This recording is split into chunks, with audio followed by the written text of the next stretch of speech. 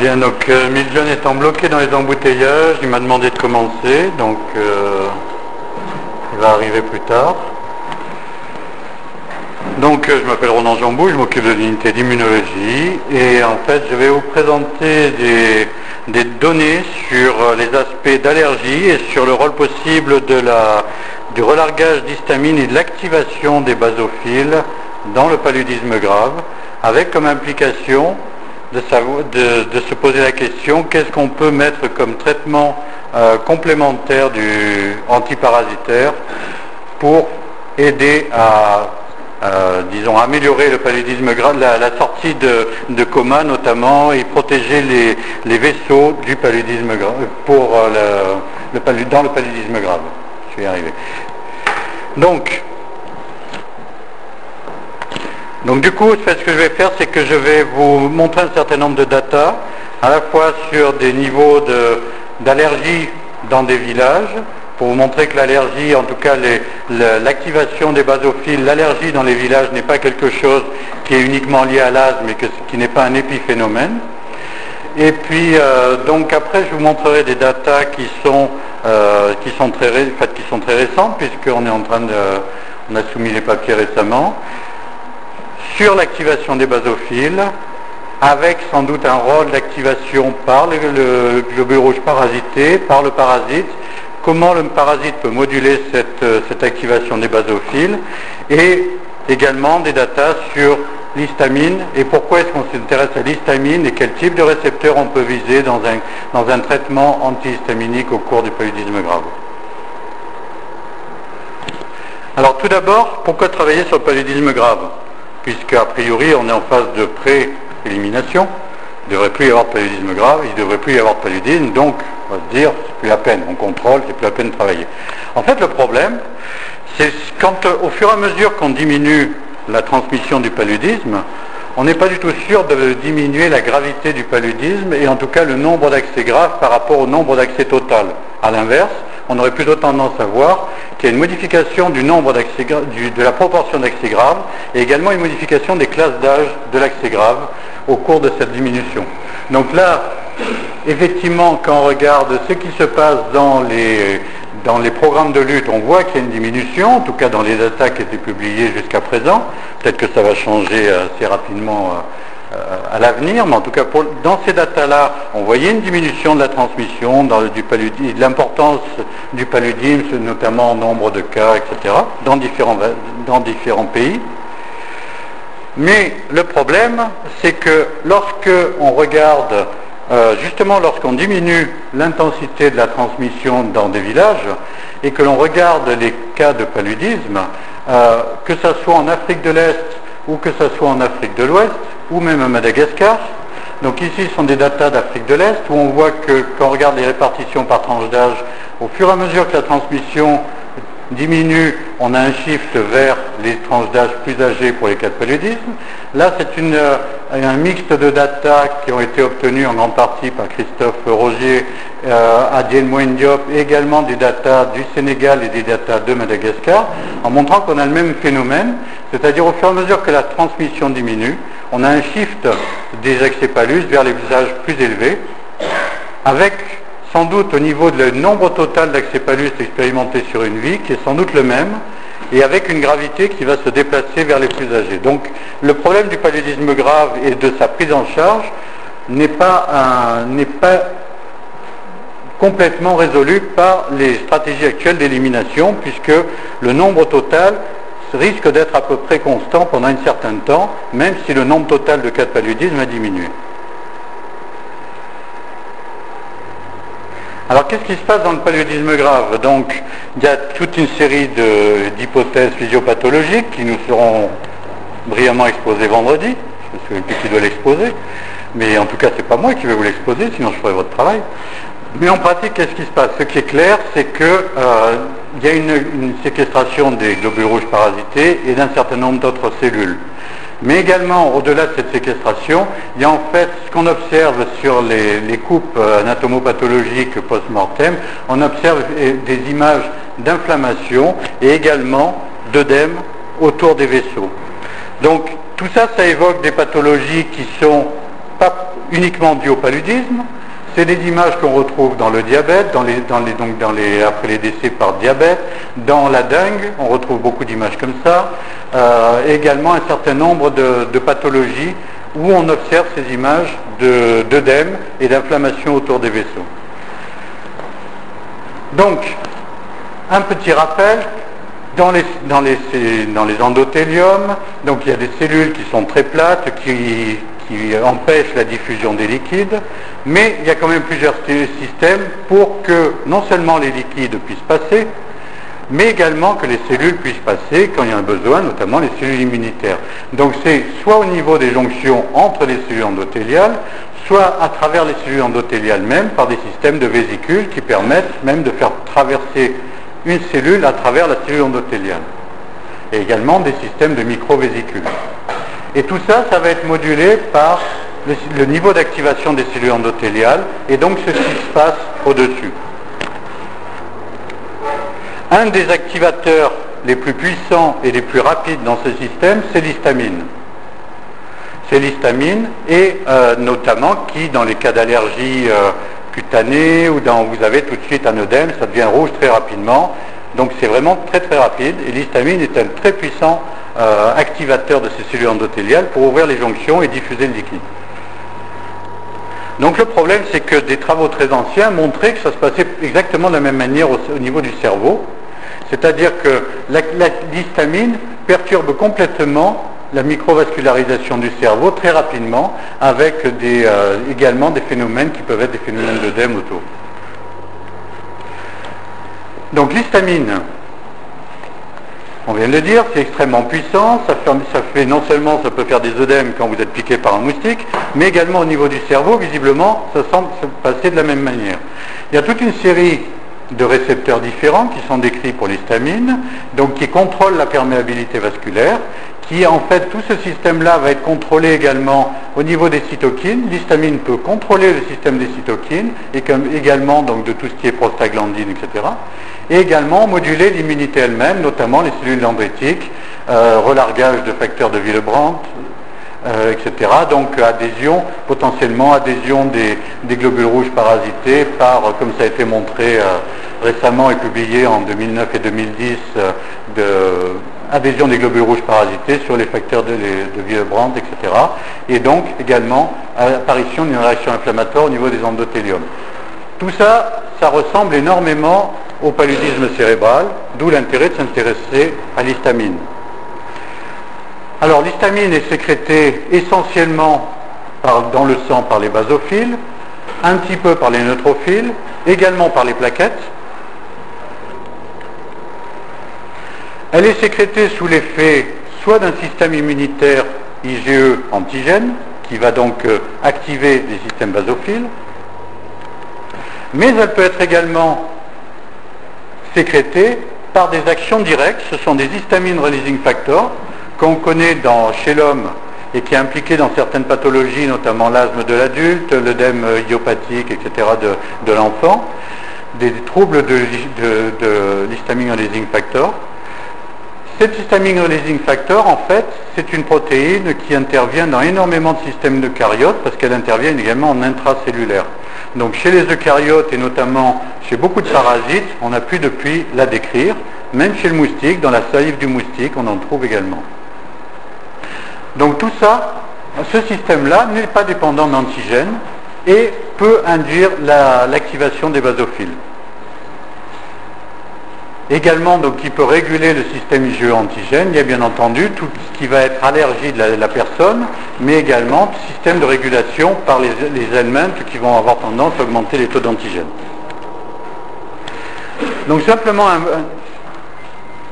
ce qui est particulier, c'est que chez Plasmodium, on a également mis en évidence cette protéine, la TCTP, donc, qui est un facteur de relargage d'histamine. On a pu montrer que la protéine parasitaire plasmodiale était capable de faire relarguer l'histamine au basophile humain. Et elle a un cycle ça ce sont les ARN au niveau du cycle, le cycle des ARN au niveau du cycle parasitaire. Elle est essentiellement produite dans les stades âgés il semble qu'elles soient en majorité produites au moment où le globule rouge est cassé, mais sans doute il y a un relargage actif au niveau du globule rouge parasité à travers la membrane vers l'extérieur. Donc, chez Plasmodium, il y a une protéine par histamino releasing factor qui est extrêmement proche de celle de l'homme, dont on a montré qu'elle était capable d'activer les basophiles humains et qui est capable d'activer in vitro ces systèmes basophiles. Mais la particularité, c'est qu'on en a retrouvé des très grosses quantités dans le sérum des malades. Et donc les premiers travaux de McDonald montraient qu'il y avait des différences de TCTP chez les sujets qui avaient des paludismes simples et des paludismes graves. Donc, là, c'est le système relargage d'histamine. Est-ce que c'est quelque chose qui va être important au niveau des villages? Donc, c'est ce que j'ai appelé the background. Alors pour ça, on a regardé dans des villages de la périphérie de Dakar, au Sénégal, dans la zone sèche en périphérie, donc près de Thiès, où on a fait un suivi de cohorte pendant 4 ans.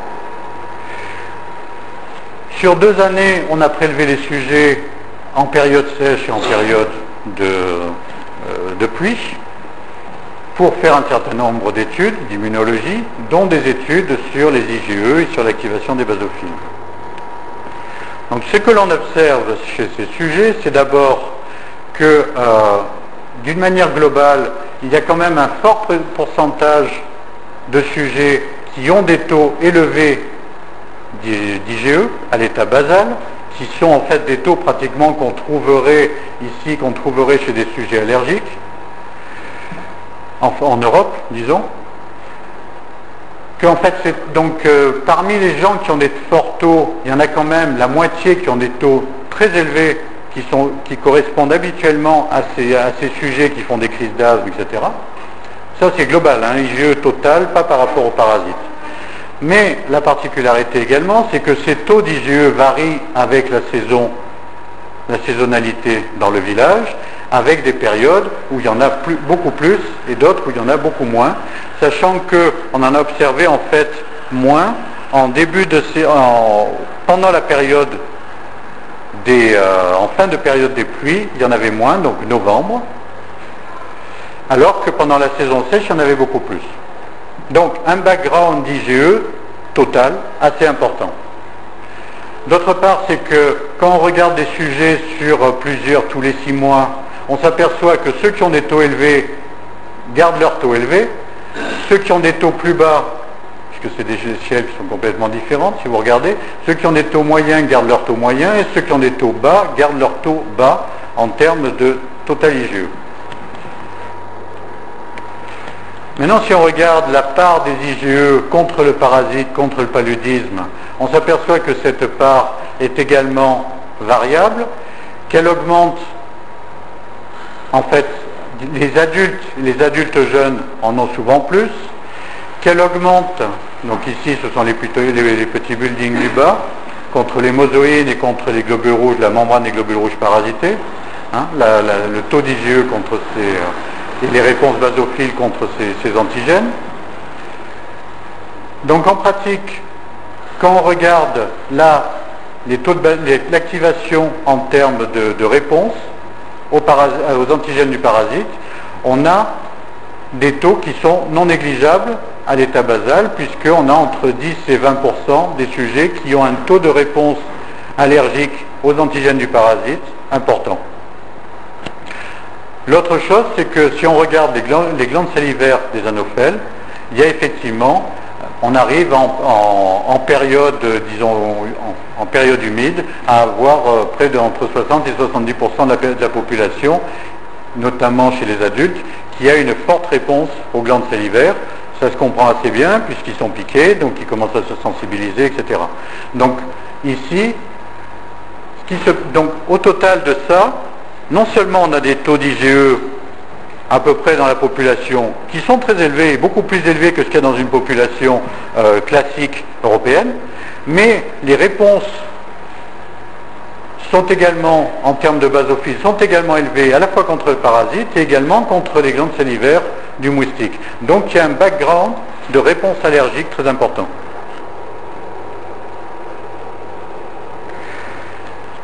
Quand on regarde d'ailleurs à propos de la piqûre du moustique lui-même, ça c'est des travaux d'un collègue de Pasteur Paris, quand on regarde, c'est une peau de souris, quand on regarde après piqûre de la souris par un moustique, on s'aperçoit qu'il y a, non seulement il y a des micro-hémorragies, mais quand on fait les marquages pour voir s'il y avait des basophiles, en fait il y a une réponse allergique sous la peau très importante.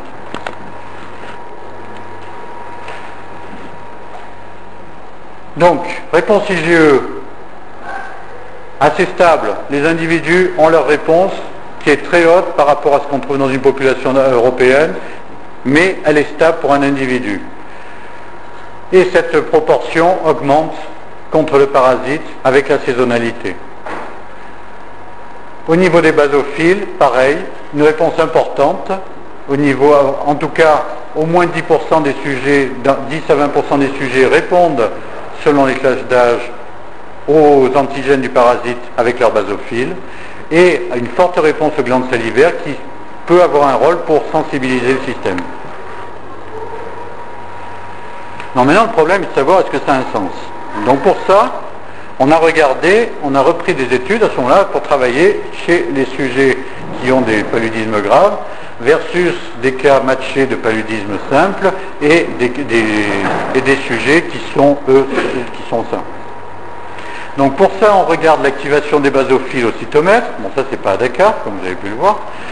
C'est ici, mais bon, je n'avais pas de photo. Donc on a des marqueurs d'activation des basophiles qui sont le CD103 ou des marqueurs de relargage des granules du basophile qui sont le CD63. Donc là, dans cette étude, on regarde essentiellement le CD103.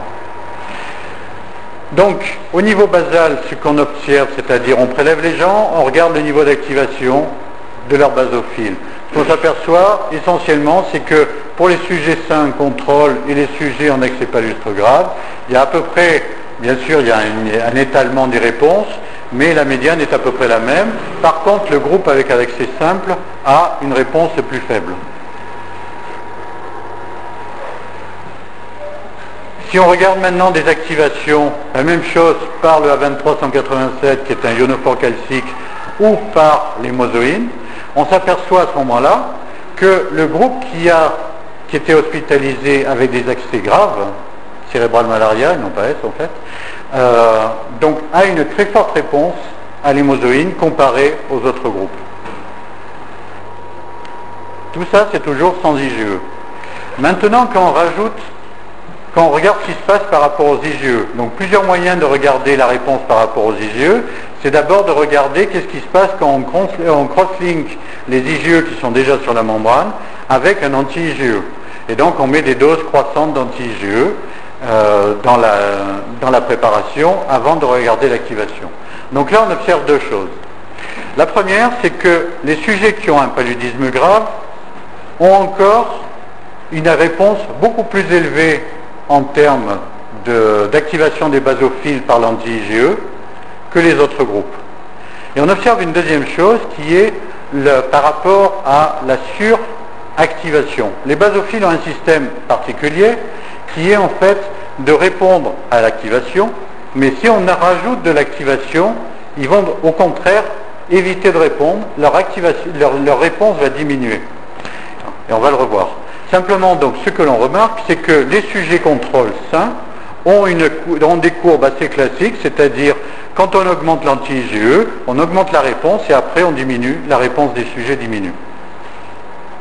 Et en fait, on n'observe pas du tout cette diminution chez les sujets qui ont des paludismes graves. Donc voilà ce que c'est que la surstimulation. Quand on fait une courbe d'anti-IgE sur des basophiles, on a donc une réponse en termes, ici c'est du CD63, une réponse augmentation du CD63. Quand on continue à augmenter les doses, on diminue la réponse globale. Ça, c'est quelque chose qui est très bien décrit par les allergologues et en termes de réponse basophile. Et en fait, le reste on reviendra après sur cette diapo. Donc en fait, on a dans les accès, simplement quand on met de l'anti-IgE, on a donc une réponse des sujets avec accès grave beaucoup plus élevés que les autres, et on a perte de cette autorégulation des basophiles avec diminution après de l'activation. Maintenant, qu'est-ce qui se passe si on rajoute de la TCTP recombinante? Donc on a fabriqué de la TCTP recombinante, qu'elle soit humaine ou qu'elle soit parasitaire, pour pouvoir comparer les deux, et on compare.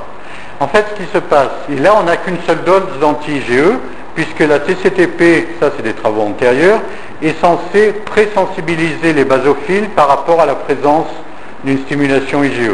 Elle arme, disons, elle préactive les cellules avant qu'elles soient activées par la stimulation elle-même.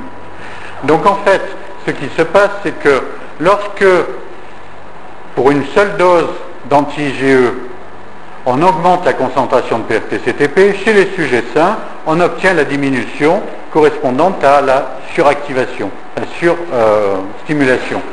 Également, donc ici, chez les sujets, quand on prend de la human TCTP.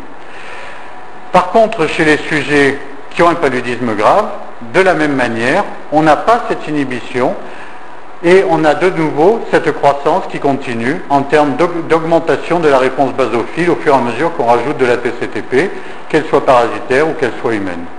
Alors ce qui est intéressant, que les mild, c'est-à-dire les accès simples, eux, semblent contrôler leur réponse ici, et donc ont une réponse qui est toujours plus basse et en fait qui est contrôlée. Donc simplement, la même courbe que tout à l'heure, mais simplement la deuxième partie des données qu'il y avait sur la courbe, qui est en fait de regarder ce qui se passe quand on rajoute de la PFTCTP par rapport à cette courbe d'activation. Et en fait, on voit qu'on décale vers les plus petites doses d'anti-IgE, on décale la réponse. Plus on met de la TCTP, moins il faudra d'anti-IgE pour stimuler le basophile, parce que plus il sera activé. Mais par contre, quand on va rajouter plus d'anti-IgE, ici, on va obtenir de plus en plus rapidement la suractivation. Ça, c'est pour des sujets sains, contrôle. Alors maintenant, ce qu'on a montré aussi, ça c'est d'autres data, c'est qu'on a regardé combien les gens avaient de TCTP dans leur plasma, quand ils avaient un accès simple, quand ils avaient un accès paludisme grave, et combien ils avaient d'anticorps anti-TCTP dans leur plasma. Donc, ce que l'on observe, c'est qu'il y a les chiffres, les nombres de sujets sont certes petits, mais la différence, en tout cas des médianes, est significative entre les sujets qui ont un paludisme sévère par rapport aux autres. Donc globalement, les sujets qui ont un paludisme sévère ont plus de TCTP dans le plasma que les autres. Sachant que dans le contexte de Dakar, ils n'ont pas plus de parasites, ils n'ont pas des parasitémies plus élevées que les autres. Ça, c'était des travaux qu'on a déjà montrés. En fait, les parasitémies ne sont pas plus élevées chez les sujets qui ont des paludismes graves que les sujets qui ont des paludismes simples. Voilà. Par contre, au niveau de la quantité d'anticorps, c'est à peu près la même chose.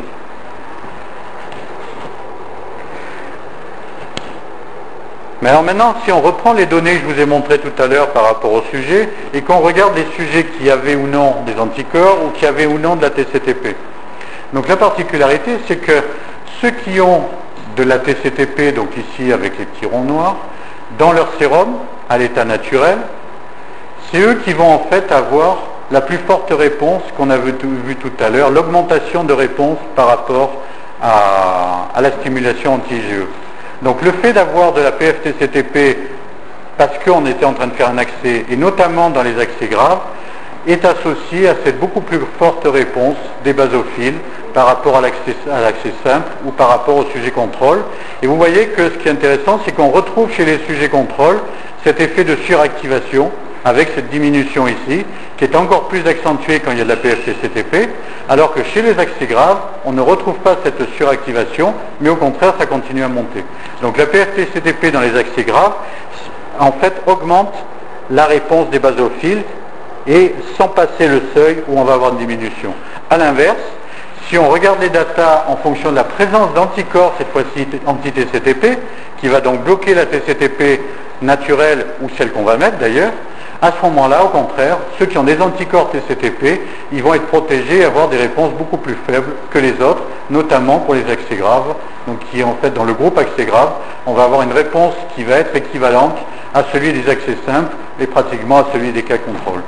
Donc si on a des anticorps anti-TCTP, visiblement on semble protégé par rapport à une forme plus grave, ici. Donc en résumé, les sujets qui sont en accès grave ont une réactivité des basophiles basales plus élevée. Elle est plus élevée qu'elle soit stimulée par des stimulants non IgE dépendants et également IgE dépendants.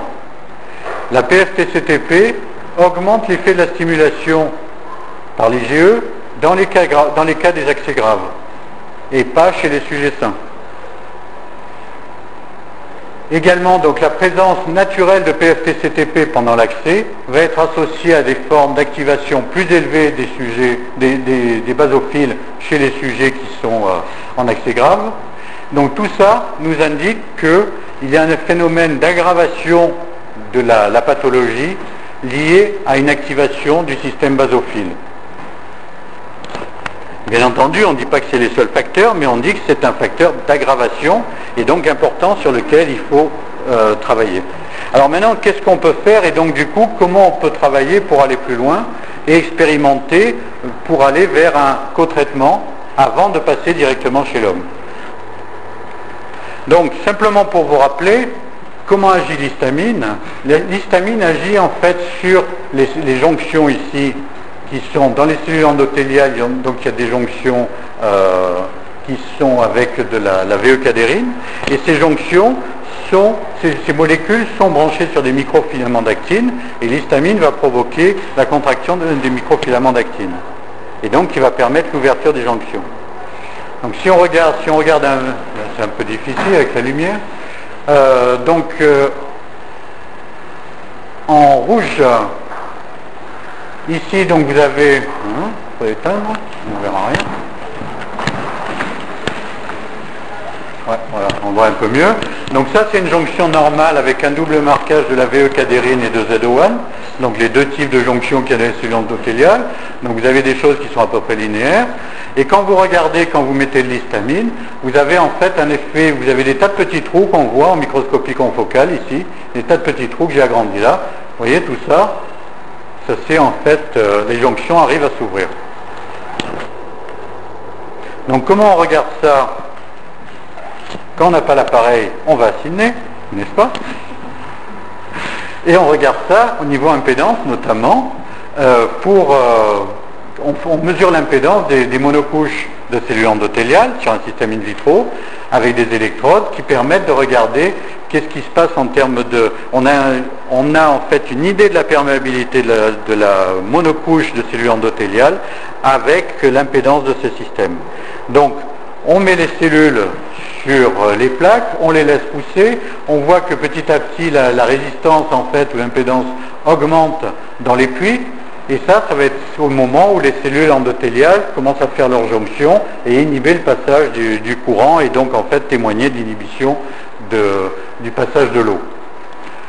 Donc c'est avec ce système qu'on peut jouer en mettant notamment de l'histamine. Alors ici vous avez une action d'histamine qui est assez typique. Vous avez en fait, vous voyez quand on dit que c'est rapide, c'est vraiment très rapide puisque c'est quelques minutes où vous avez un effondrement de l'impédance du système, mais par contre qui va remonter un petit peu tranquillement et après qui va se remettre à diminuer sur plusieurs heures.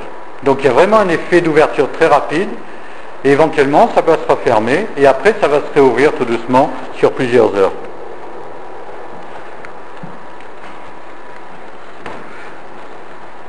Donc, dans ce système qui est en fait un système, ce sont des cellules endothéliales de cerveau humain, des microvasculaires, dont Valérie Combe vous parlera certainement beaucoup plus.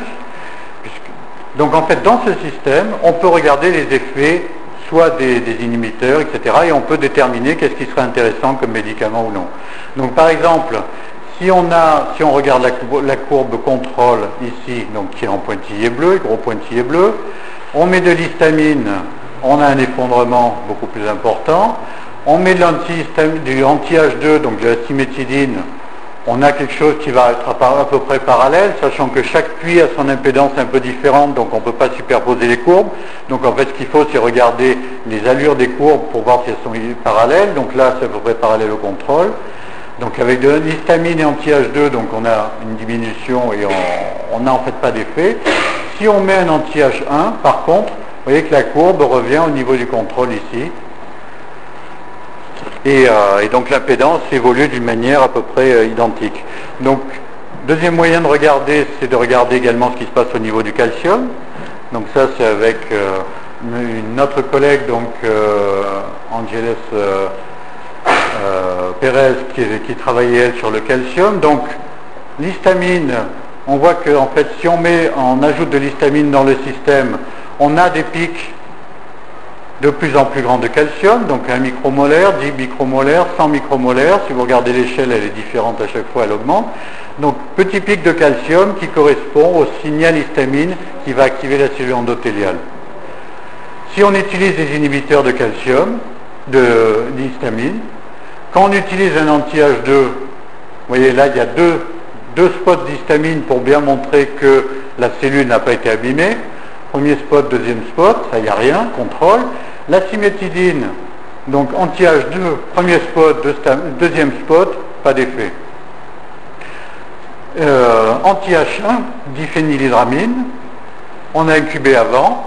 Inhibition, il n'y a plus de spot. On lave complètement les cellules pour montrer qu'elles sont toujours vivantes. On remet de l'histamine, on obtient le spot. Donc les anti-H1 sont visiblement sans doute les plus intéressants pour bloquer l'histamine au niveau des cellules endothéliales. Un autre effet, donc, c'est quand on augmente l'histamine, on a un petit effet sur VCAM1, donc une molécule d'adhésion, qui est importante dans l'adhésion du globule rouge parasité sur l'endothélium. Donc au fur et à mesure que l'histamine 1 micromolaire, 10 micromolaires, 100 micromolaires, donc on a un effet de plateau à partir de 10 millimolaires.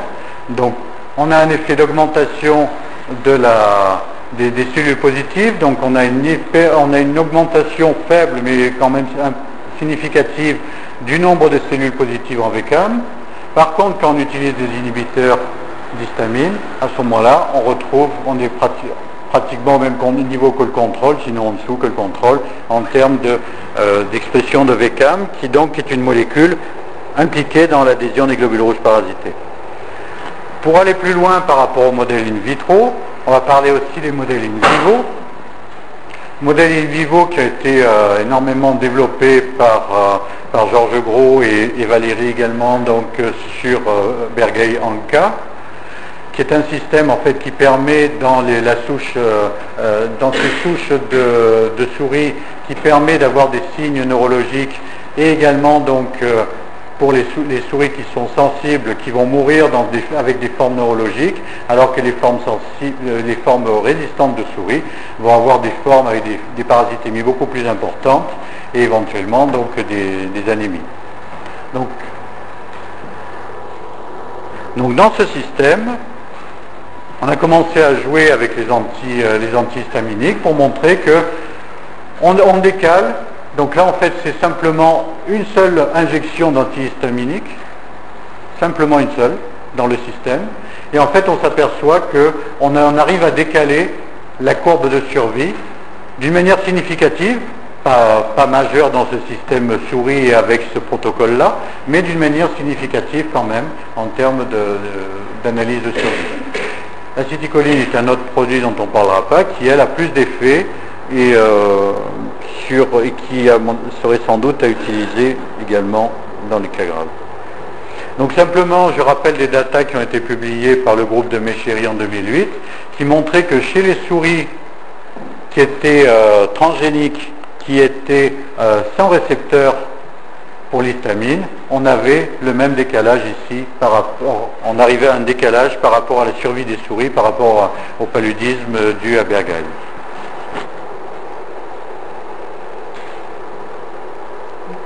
Donc, au total de cette étude, background d'allergie important dans les villages, même sans doute lié à beaucoup de choses, lié au pollen, lié aux helminths, enfin, et un background d'allergie chez les villageois qui n'est pas négligeable.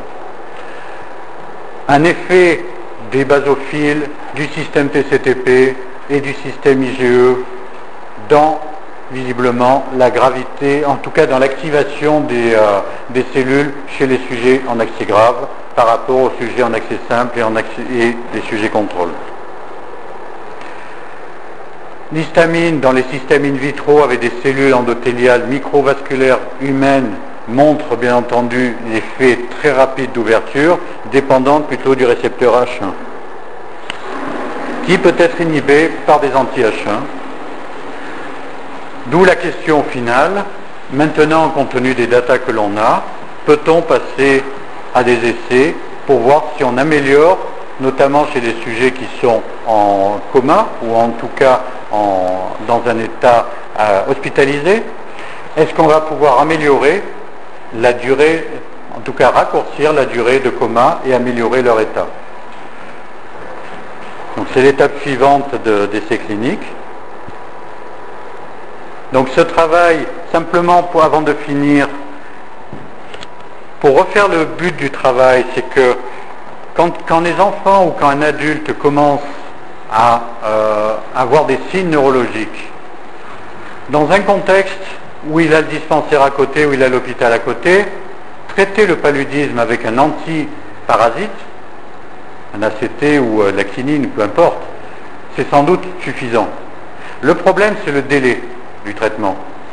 Et quand un enfant doit être référé d'une structure périphérique de dispensaire à l'hôpital de district ou autre, il est probable que l'on ait besoin d'essayer d'améliorer, que le traitement antiparasitaire ne soit pas suffisant pour le protéger.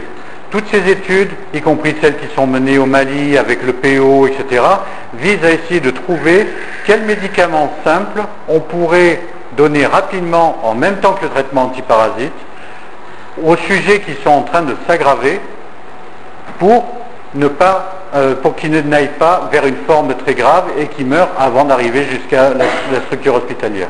Le but final, c'est ça. Donc il y a un certain nombre d'essais qui ont été faits. L'acétylcholine, par exemple, a été essayée à Dakar, qui montre un raccourcissement très intéressant du nombre de jours de coma, par exemple. Le PO a été testé au Mali, qui montre également un intérêt. Donc ici, toutes les datas montrent en fait que les antihistaminiques pourraient apporter également quelque chose. Donc maintenant, bien entendu, il y en a d'autres. Il y a d'autres molécules. L'intérêt, c'est de travailler avec des molécules qui sont déjà enregistrées, qui sont déjà utilisées chez l'homme, qui soient simples d'utilisation, qui ne soient pas des choses compliquées, toxiques, etc., à manipuler avec présence. Donc quelque chose de très simple, qui améliore pour qu'on puisse référer et avoir un bon effet. Oh, bon, ben voilà. Qu'est-ce qu'il arrive, je ne sais pas. Il a pété. Donc qui permettrait d'avoir une efficacité sur la gravité de la maladie avant même ou en même temps même qu'on commence à traiter le parasite lui-même. Donc simplement pour dire que cette étude, on a commencé au Sénégal, a été continuée à Sydney pour tous les aspects expérimentaux, également à Marseille, notamment avec Stéphane, qui a obtenu la majeure partie des données sur les basophiles à Dakar, c'est le travail de thèse de Stéphane Pelot, également Daniel, donc, qui est intervenu. Les collègues de Pasteur Paris nous ont produit les anticorps recombinants, pour faire les ELISA, nous ont produit les monoclonaux, nous ont produit les protéines recombinantes. Et donc maintenant, à Madagascar, nous sommes de nouveau en zone de transmission et sans doute avec d'autres études à mener pour compléter celle-là et sans doute aller vers des essais cliniques de cette molécule antihistaminique ou sans doute d'autres molécules qui protégeraient les endothéliums. Merci de votre attention.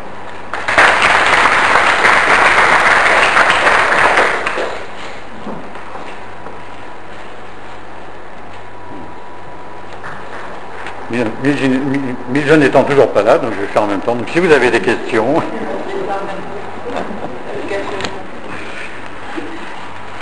Ah oui, si, il est caché au fond.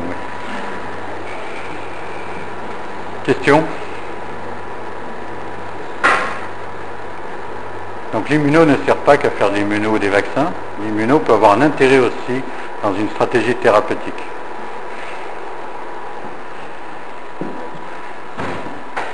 Quand est-ce que tu penses que l'histamine, est-ce qu'elle est produite tout le temps, ou est-ce qu'il y a au moment de l'infection, ou au moment de l'accès, ou est-ce qu'il y a plutôt un pic? Est-ce que vous avez pu suivre ça, par exemple, chez des patients au niveau de la météorite, parce que quand l'accès est grave, il y a un pic, mais ça se maintient ou ça redescend?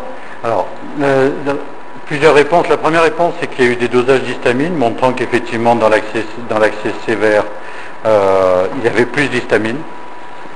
Mais le problème de l'histamine, c'est sa durée de vie et la manière dont on récupère les prélèvements. Donc dans les études qu'on a menées, on n'avait pas la possibilité